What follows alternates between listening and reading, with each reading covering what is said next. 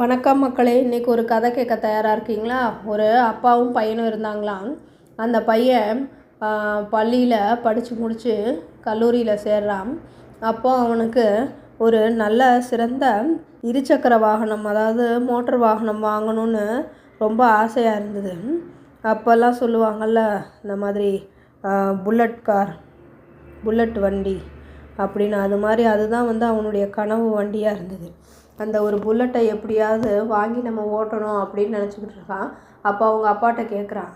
அவங்க அப்பா சொல்கிறாரு, நீ கல்லூரியில் நல்லா படித்து சிறந்த மாணவனாக தேர்ச்சி பெற்று நல்ல மதிப்பெண் எடுத்துகிட்டு வா, அப்போ உனக்காக நான் வாங்கி தர்றேன் அப்படின்னு சொல்கிறாராம். சரி அப்படின்னு சொல்லிட்டு இவனு எப்படியாவது தன்னுடைய கனவு வண்டியை வாங்கிடணும் அப்படின்னு சொல்லிட்டு முதல் வருடம், 2ஆம் வருடம், 3ஆம் வருடம் இப்படி கல்லூரி முழுக்க தொடர்ந்து படித்து எல்லாத்துலேயும் நல்ல மதிப்பெண் வாங்கி அவங்க அப்பா சொன்ன மாதிரியே சிறப்பாக தேர்ச்சி பெற்று நல்ல மதிப்பெண்ணோடு வர்றான். அப்போ அவங்க அப்பாட்ட கேட்குறான், அப்பா நீங்கள் சொன்ன மாதிரி நான் நல்லா படித்து தேர்ச்சி அடைஞ்சு நல்ல மதிப்பெண் வாங்கியிருக்கேன். எனக்கு நான் கேட்ட மாதிரியே நான் கேட்ட வண்டி வாங்கித்தாங்க அப்படின்னு சொல்கிறான். அப்போ அந்த அப்பா அவனை பார்த்து புன்னகைச்சிட்டு அவன் கையில் ஒரு பெரிய புத்தகத்தை கொடுக்குறாரு.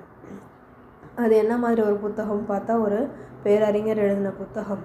அதை பார்த்த உடனே இவனுக்கு ரொம்ப கோபமாயிருது.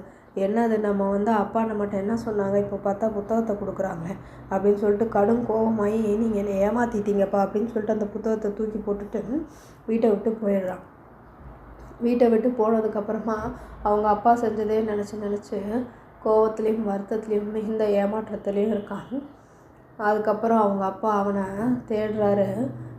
அவன் கிடைக்கவே இல்லை. அவன் ரொம்ப கண்காணாத தூரத்துக்கு போயிடுறான். இதில் வருடங்கள் பல அப்படியே ஓடுது.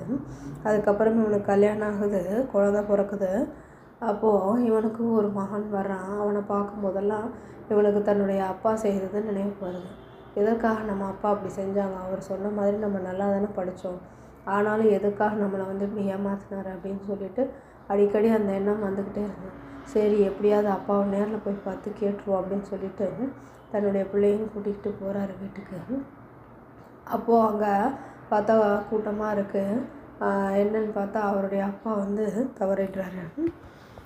அப்போ வீட்டுக்குள்ளே போய் பார்க்கும் பொழுது எல்லோரும் விசாரிக்கிறாங்க, என்ன நீ அவரோட பையனா, என்னப்பா இப்படி பண்ணிட்டு எவ்வளோ நாளாக வராமல் போயிட்டே, உங்கள் அப்பா எங்கெல்லாம் உன்னை தேடினார் தெரியுமா, ஏன் இத்தனை வருஷமாக வரல, ஏன் உங்கள் அப்பாவை பார்க்க வரல, உங்கள் அப்பா இறந்துட்டாரு, இப்போ என்ன பண்ணுவா அப்படின்னு சொல்லிட்டு எல்லாரும் பேசுகிறாங்க. அப்போ வீட்டுக்குள்ளே பார்க்குறாங்க. அப்போது அந்த இடத்துல அந்த தூக்கி போட்டு போனானே அந்த புத்தகம் அவங்க வீட்டில் இருக்குது. அதை எடுத்து பார்க்குறான். அந்த புத்தகத்தை அப்படியே புரட்டிக்கிட்டே வர்றான். புரட்டிக்கிட்டே வரும்பொழுது கடைசி பக்கத்தில் பார்த்தா ஒரு தாள் இருக்குது. அது என்ன அப்படின்னு பார்த்தா, அது அவன் கேட்ட அந்த வண்டி வாங்கினதற்கான பில்லு. அந்த பார்த்த உடனே அவனுக்கு பேரதிர்ச்சி ஆயிடுது. ஐயோ, கொஞ்சம் கூட நம்ம யோசிக்காமல் பொறுமையே இல்லாமல் இப்படியே அவசரமாக நடந்துக்கிட்டோமே, கோபத்தோடு நடந்துக்கிட்டோமே, இவ்வளோ முட்டாள்தனமாக நடந்துக்கிட்டோமே. நம்ம அப்பாக்கிட்ட நம்ம கேட்டது தான் அப்பா நமக்கு வாங்கி தந்திருக்காரு.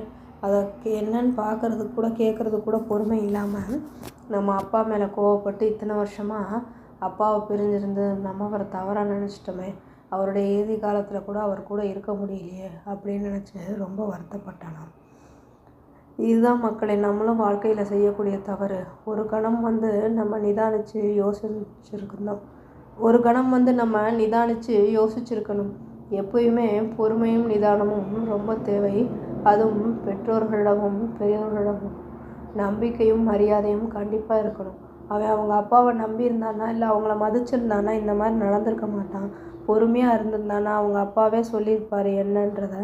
அதை கேட்குறதுக்கான பொறுமையோ சிந்திக்கிறதுக்கான ஒரு நிதானமும் இல்லாததுனால அவன் வாழ்க்கையில் எத்தனை ஆண்டுகளை இழந்துட்டான். அவங்க அப்பா கூட இருக்கக்கூடிய ஆண்டுகளை அவருடைய அப்பாவை பற்றி தவறான எண்ணம் கொண்டிருக்கான். இது எல்லாமே வாழ்க்கையே அதனால் மாறிப்போச்சு. ஒரு நொடி கோபமானது கண்ணை மறைச்சது மட்டும் இல்லாமல் அவனுடைய வாழ்க்கையே புரட்டி போட்டுருச்சு. அதனால் மக்களை நாமும் நிதானமாக இருக்கணும், பொறுமையாக இருக்கணும், சரியாக சிந்திக்கணும், பெற்றோர்களை எப்பொழுதுமே மதிக்கணும், நம்பணும். நன்றி. மீண்டும் வேறு ஒரு கதையுடன் உங்களை சந்திக்கிறேன்.